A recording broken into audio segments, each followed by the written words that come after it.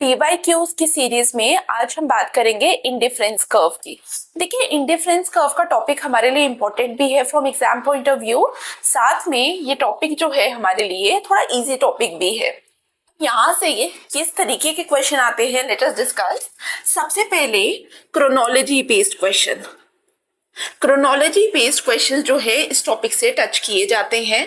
Number 2 assumptions पे question आता है, फिर प्रॉपर्टीज ऑफ इंडिफरेंस कर्व में, then marginal rate of substitution पे क्वेश्चन बनता है। ये 4 तरीके से क्वेश्चन पूछा जाता है एग्जाम में। तो आपको क्या करना है, क्रोनोलॉजी बेस्ड क्वेश्चन जितने भी हैं, पीवाईक्यूज में जितने भी क्वेश्चंस दिए हैं, इट्स योर ड्यूटी कि आप क्रोनोलॉजी बेस्ड क्वेश्चंस खुद से करेंगे।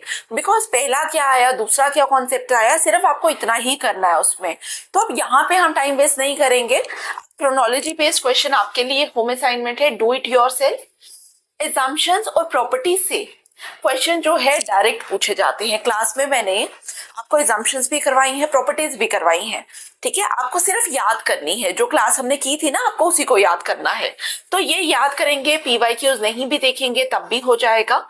मार्जिनल रेट ऑफ सब्स्टिट्यूशन से क्वेश्चन बचता है, वो आज की क्लास में करूंगी। इसके अलावा मुझे लगा अगर इंडिफरेंस कर्व से कोई क्वेश्चन आपके साथ शेयर करना है तो आप लोगों को लिंक मेरे टेलीग्राम ग्रुप पे मिल जाएगा, तो वहां जाकर आप क्वेश्चन को देख सकते हैं। नाउ स्टार्ट करते हैं।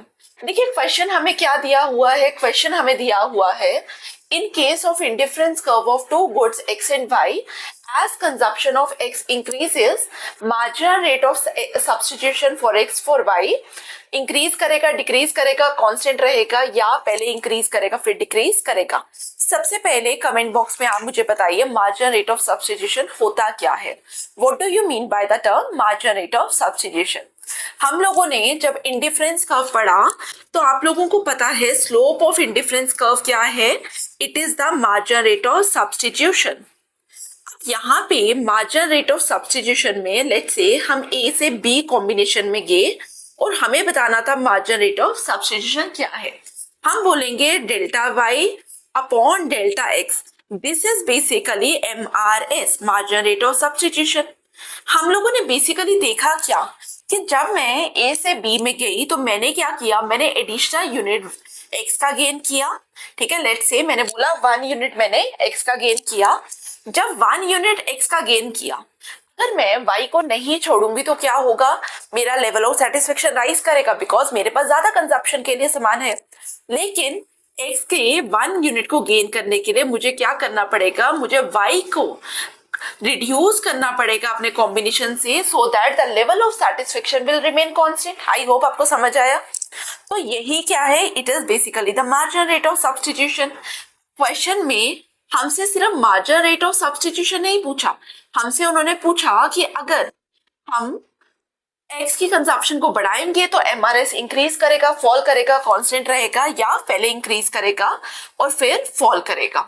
लेट्स से पहला कॉम्बिनेशन है हमारे पास जहां पे हम 1 यूनिट ऑफ एक्स कर रहे हैं कंज्यूम और 20 यूनिट्स ऑफ वाई कंज्यूम कर रहे हैं।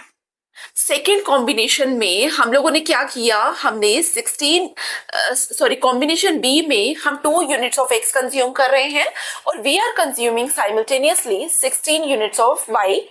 सी कॉम्बिनेशन ऐसा है जहां पे हम क्या कर रहे हैं, हम 13 यूनिट्स ऑफ वाई कंज्यूम कर रहे हैं और 3 यूनिट्स ऑफ एक्स कंज्यूम कर रहे हैं। We have to find out the MRS। तो 20 minus 16 that is 4 divided by 1, 4, 16 minus 13 that is 3। तो आप लोग देख पा रहे हैं कि मेरा मार्जिनल रेट ऑफ सब्स्टिट्यूशन क्या कर रहा है, डिक्लाइन कर रहा है। देख पा रहे हैं, डिक्लाइन करता है। ये तो आंसर मिल गया मुझे, answer should be B. Question आप लोगों के दिमाग में आ रहा होगा कि why it is decreasing, marginal rate of substitution decrease क्यों कर रहा है। देखिए, मेरे पास जब कॉम्बिनेशन एक्स के बारे में गुड एक्स के बारे में अगर मैं बात करूं, गुड एक्स का जब मैंने स्टार्टिंग में 1 यूनिट इंक्रीज किया, I was ready to give up more units of y because यहाँ पे हम क्या लगाएंगे, law of diminishing marginal utility. पहले मुझे x से बहुत यूटिलिटी मिल रही थी, मार्जिनल यूटिलिटी x से ज्यादा मिल रही थी, सो दैट मैं y के एक्स्ट्रा यूनिट्स को भी छोड़ने को तैयार थी। लेकिन जैसे जैसे मुझे मेरे कॉम्बिनेशन में x की क्वांटिटी बढ़ती जाएगी। अब मैं उतना x के लिए तैयार नहीं हूं, अब मुझे उतना ज्यादा x नहीं चाहिए और मैं उतनी तेजी से y को भी नहीं छोड़ना चाहती। क्लियर? तो इसलिए हमारा MRS क्या करता है, it is declining. I hope आपको समझ आया।